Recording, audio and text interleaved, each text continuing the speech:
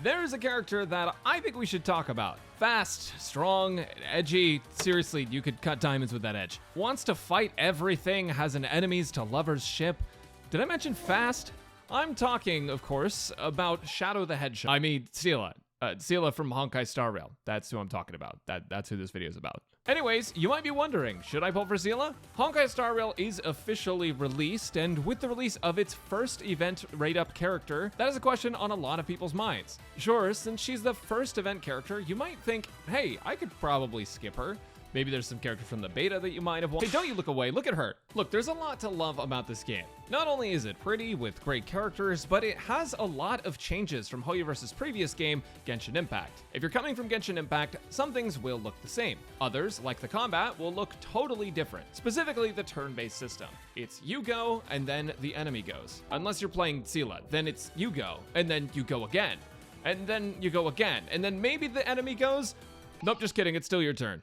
Seele may only be the second hottest character in the game, but she sure is the fastest. She uses that speed to make sure that the enemy never gets to take a turn. In fact, one of the best things about her is if you play your cards right, you get to go again and again. Seele is a super fast quantum character who has the highest base speed in the entire game at the moment, and whose abilities allow her to chain her skill and ultimate together to give her extra turns. And actually, funny enough, the next fastest character is Tingyu for some reason. In fact, Seele outputs so much single target damage that she's probably one of the best AoE characters in the game. No, for real, she just cleans up so well. Her high single target damage and ability to chain together her attacks makes her great at taking down trash mobs in just a single hit, as well as dealing high damage to bosses. Her high speed and high attack make her incredibly offensive, and not in the dumb tweet kind of way. She's just a glass cannon.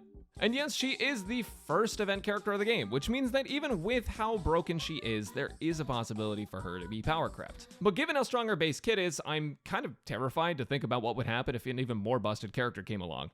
But you know as well as I do that even if she does get power crept, she uses a scythe, which means that she will always be the coolest character in the entire game. With that said though, I'm not entirely sure that she knows how to use a scythe. Seele's basic attack is called Thwack, where she smacks her enemies with what is probably the blunt end of her scythe. Any enemies she defeats with this probably die from the shock of being hit with the blunt end of a sharp object. Her skill, Sheath Blade, and ultimate, Butterfly McFlurry, little Freudian slip there, just do a lot of damage. Her ultimate cost is also pretty low for how much damage she actually puts out. After just 4 skills, she'll gain her ult back from 0, so you can spam again and again and again and again, which means she leans towards using more skill points. And this is an important thing to know about Seele, is that she is pretty skill point negative. She's going to want to use her skill a lot, because that's going to be the bulk of her damage. But she is pretty flexible due to her talent as well, because if you do get a bonus attack and you know about kill thresholds with Seele, you're pretty comfortable with their damage, you can hit enemies with the blunt end of a sharp object for your kills. And that'll get you back a skill point.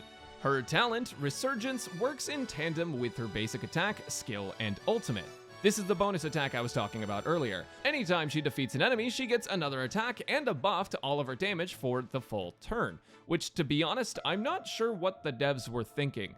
Because giving Seele an extra attack is kind of like if they gave Kirito from SAO an extra sword. Wait a second.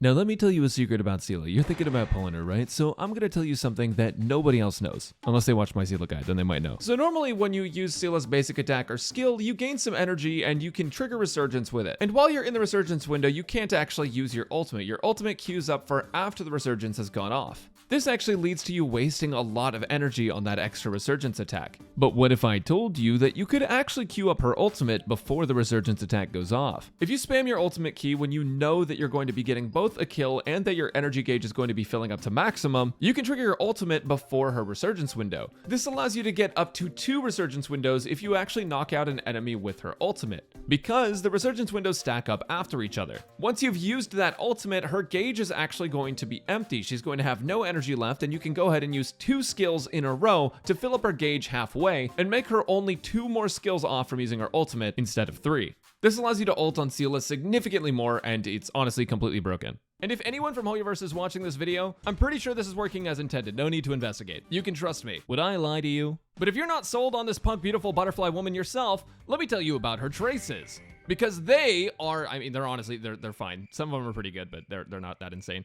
Lacerate gives her quantum resistance penetration, which is a super rare stat. It'll allow her to absolutely obliterate enemies even faster, similarly to how I wish Seele would obliterate me. Nightshade makes opponents less likely to attack her when she's below half HP. Instead, they will simply attack the tiny girl with the tiles, because even the enemies in the gacha game hate gacha. Rippling Waves, nope, not that. Rippling Waves lets her advance her action forward by 20% after using a basic attack, probably because the enemies are so stunned that she uses a scythe as a blunt object. Seele is battle-focused and battle-tested. She simply wants to fight all the time, and if you don't let her fight, she's gonna be pretty upset. But that's also what she's good at, luckily for you. Because if you're pulling for Seele, you probably like to fight way too much for your own good. However, if that's not you and I really just suck at reading people, then maybe you spend most of your time avoiding battles like I did when I played Pokemon back in the day. In both Honkai Star Rail and Pokemon, if you're spotted by an enemy, they will run to you with an intent to hunt you down and take everything you have, even your hard-earned money as a 10-year-old kid. They want to relish in your defeat. They want to see you sweat. They want to see you bleed. They want you to fight them, and they want you to lose. They want to stare into your eyes as they beat you and your helpless team down. And with Seele, you don't really have to deal with that. Her technique Phantom Illusion allows her to go into stealth mode for 20 seconds in the overworld, which allows her to run past enemies. It's intended to be used so you can get the drop on enemies because she starts combat with her buff that way, but you're not going to use it like that because you, like me, skipped every optional trainer battle in Pokemon. If that all sounds right up your alley, then great. Good luck on your pulls. And boy, you're gonna need luck if you want to be a Seele main. Playing Seele optimally requires insane luck, and not just on her banner. Her best team is Bailu, Tingyun, and Bronya, who respectively heal, buff, and allow her to attack infinitely for the rest of existence.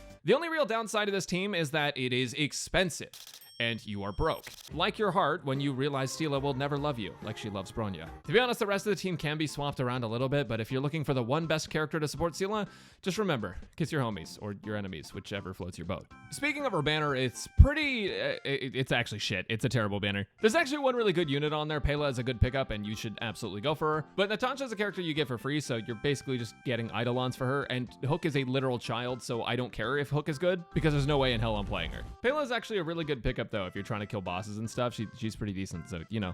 As for her light cone, it's pretty good. It buffs her entire kit based on her speed stat, which, as previously mentioned, is the highest in the game at the moment. She's gotta go fast. It also gives crit rate, a great stat on basically everyone. But that being said, you don't need it. But if you have Seele and you don't get her light cone, you're kind of a fake fan, or you're broke. I am broke. That's also a reason that you don't need to wail for her Eidolons. She's already good at E0, so unless you really like the character or just want a good way to make your wallet disappear among the sea of butterflies, you don't need any more copies of her. Wanting though, wanting is different. So in conclusion, should you pull for Seele? Well, I can't really tell you how to spend your hard-earned cash, but she's a really strong character with a lot of burst potential. She's amazing in single target, she's actually even amazing in AoE, and she's gonna be really strong for a long time. But of course, there's other good characters that are coming up, and saving is always an option. But do keep in mind that if you choose not to pull for her, you're wrong.